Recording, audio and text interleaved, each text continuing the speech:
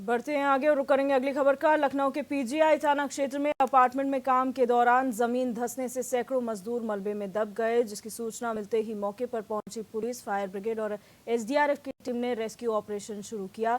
बताया जा रहा है कि अभी तक मलबे से 14 लोगों को बाहर निकाला जा चुका है, जिनमें से 2 की मौत हो चुकी है और अन्य घायलों का इलाज चल रहा है।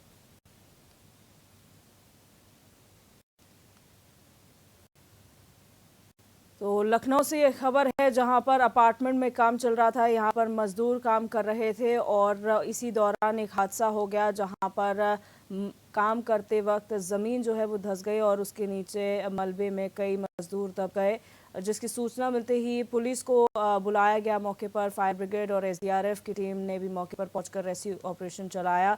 जानकारी के मुताबिक अभी तक 14 लोगों को मलबे से बाहर निकाला जा चुका है। इनमें से 2 की मौत होना बताया जा रहा है, तो वहीं जो अन्य घायल हैं उनका इलाज चल रहा है। पीजीआई थाना क्षेत्र का ये पूरा मामला है।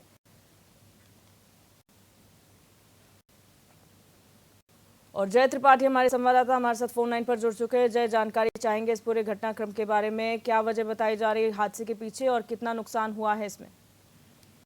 देखिए दिव्य, राजधानी लखनऊ की बात करें तो राजधानी लखनऊ के थाना पीजीआई क्षेत्र के अंतर्गत वृंदावन योजना आता है, जहां सेक्टर 11 है, वहां पर निर्माणाधीन कार्य चल रहा था। आपको बता दें कि बेसमेंट में काम चल रहा था। ये अंतरिक्ष सोसाइटी है, जहां पर पूरी तरह से खुदाई के दौरान आपको बताते चले कि इस तरीके की एक बड़ी वारदात देखने को मिली है।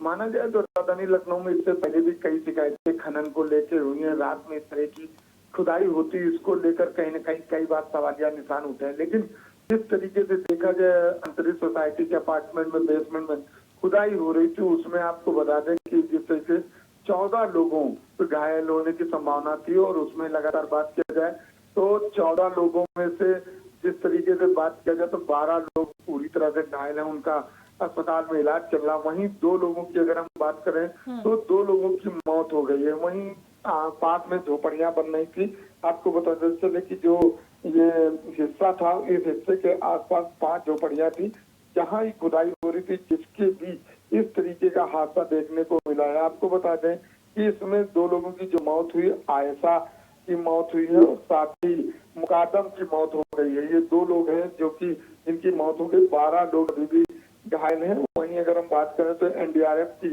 टीम और पुलिस पूरी तरह से मदद कार्य में जुटी हुई है। जो घायल हैं उनको ट्रामा सेंटर के लिए भेजा गया है। लेकिन सवाल ये उठता है दिव्या, इस तरीके की अपार्टमेंट में रात में खुदाई होना और आसपास के रहने वाले लोगों के लिए किस तरीके से कहीं न कहीं एक सबब बना रहता है, उन लोगों के लिए परेशानियां बनी रहती हैं। वहीं अगर हम बात करें तो आसपास के जो रहने वाले थे उनसे जानकारी की गई कि आखिर ये हादसा किस तरीके से हुआ, तो कहीं न कहीं जानकारी के अनुसार पता चला कि उन लोगों के हिसाब से कि बेसमेंट की खुदाई के दौरान मिट्टी की दीवार अचानक से धंस गई और उसके बाद चीख पुकार और शोर मचने लगा। वहां जुटे तो देखा गया कि 5 झोपड़ियां उसी मिट्टी के नीचे दब गई और इसी के कारण इस तरीके का हादसा देखने को मिला है। कंट्रोल रूम को सूचना दी गई थी।